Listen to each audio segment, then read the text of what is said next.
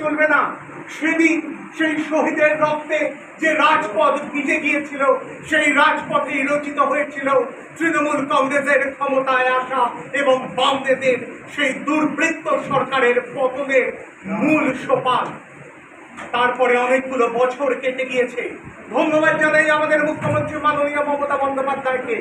ভারতের রাজনৈতিক ইতিহাসে একটা কলঙ্কিত অধ্যায় এই 13 জন শহীদের মৃত্যু।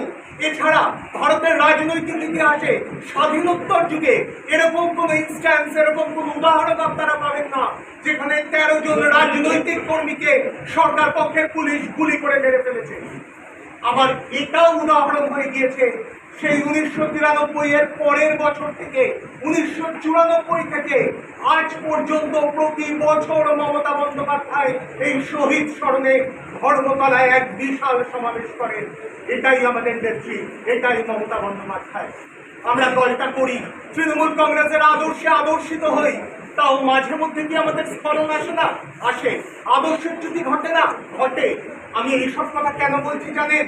21শে জুলাইয়ের মূল উদ্দেশ্যটাকে সামনে রেখে আমরা নিজেদেরকে পরিমার্জিত করে নিই।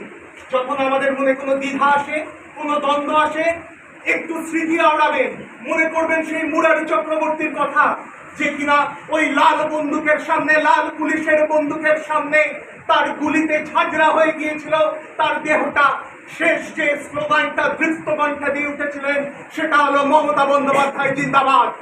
মনে রাখবেন বন্দন দাসের কথা, যখন পুলিশের গুলিতে লুটিয়ে পড়ছে তার দেহটা, শেষ ক্ষীণ কণ্ঠে যে ধ্বনিটা তিনি দিয়ে উঠেছিলেন সেটা মমতা বন্দ্যোপাধ্যায় জিন্দাবাদ। যখনই মনে দ্বিধা আসবে, দ্বন্দ্ব আসবে, স্মরণ করবেন এই শহীদদের কথা, দেখবেন দ্বিধা দ্বন্দ্ব সব চলে গিয়েছে। আমরা দৃপ্ত পায়ে এগিয়ে যাব, আমরা আমাদের আদর্শকে আঁকড়ে ধরে এগিয়ে যাব। আমাদের আদর্শের নাম মমতা বন্দ্যোপাধ্যায়, আমাদের চলার পথের নাম তৃণমূল কংগ্রেস। আমরা সংঘবদ্ধভাবে বিজেপির এই নোংরা খেলা, কুৎসা খেলাকে চিরকালের মতো বাংলার মাটি থেকে বিদায় দেব। এটাই আমাদের শহীদ তর্পণের শপথ বাণী হোক। আর দুদিন বাদেই আমরা ধর্মতলায় সমবেত হব। প্রচুর মানুষ আজ উপস্থিত আছেন। আমরা জানি আমাদের তরফ থেকে প্রচুর মানুষও যাবেন সেই সমাবেশকে সফল করতে, অবশ্যই যাব। কিন্তু তার সাথে নিজের কাছে শহীদদেরকে সাক্ষী রেখে আমরা শপথ নিয়ে আসব, বিজেপি সিপিএম এর এই কুৎসাকে আমরা বাংলা থেকে চিরতরে দূর করে দেব। আপনারা দেখেছেন কিভাবে বাঙালিকে ভারতবর্ষের নানা প্রান্তে অত্যাচারিত হতে হচ্ছে। আপনারা দেখেছেন বাংলার বিরুদ্ধে একের পর এক কেন্দ্রীয় বঞ্চনা। আপনারা দেখেছেন মুখ্যমন্ত্রীর বিরুদ্ধে একের পর এক কুৎসা সংবাদ মাধ্যমে। আজকে এই সবের বিরুদ্ধে আমাদের লড়তে হবে। আর শপথ নেওয়ার দিন এই 21শে জুলাই শুধু একটা কথাই বলবো, বাঁধবো মোরা রক্ত পায়ে, ভাঙবো সকল বাধা, গায়ে ওরা সব জড়িয়ে কাদা। আটকাবে মোদের এতই সোজা? না, একদম সোজা নয়। আমরা সমস্ত প্রতিকূলতাকে জয় করে আবার ঘাস ফুল ফোটাবো, এটাই হোক আমাদের প্রতিজ্ঞা। আজকে বক্তব্য নেওয়ার জায়গা আর বিশেষ নেই, আমি আমার সংক্ষিপ্ত বক্তব্য শেষ করছি।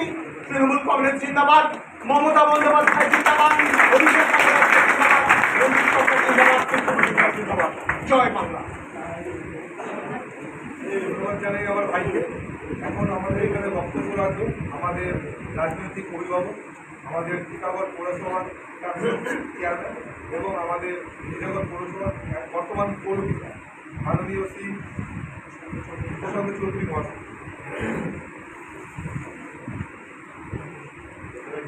ধন্যবাদ জানাচ্ছি এত মানুষের সমাবেশ করা এবং আমাদের আকর্ষিত করা। আমরা দেখুন, আমি আমার প্রথম জীবনে কংগ্রেস করতাম, তারও একটা ছোট্ট ইতিহাস আছে। কারণ আমরা এই যে এলাকায় আমরা থাকি, সেখানে ঘরটা, এই অঞ্চলটা, এটা ছিল একটা মানে মহিলাদের ক্যাম্প। সেখানে তৎকালীন আমাদের মুখ্যমন্ত্রী বিধানচন্দ্র রায় এখানে তারা এখানে থাকছে, যারা বাংলাদেশ থেকে এসেছে, এবং সেই মানুষগুলো এত কষ্ট করে এটা আমরা